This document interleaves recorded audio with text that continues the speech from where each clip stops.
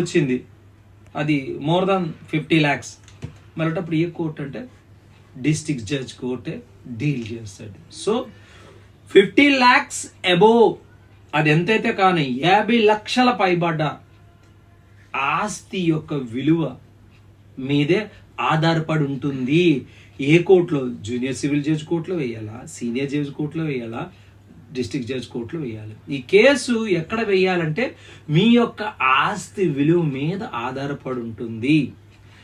20,000 నుంచి 20 లక్షల వరకు అయితే జూనియర్ సివిల్ జడ్జ్ కోర్టు, 20 లక్షల నుంచి 50 లక్షల వరకు అయితే సీనియర్ సివిల్ జడ్జ్ కోర్టు, 50 లక్షల పైబడి above the 50 lakhs worth of the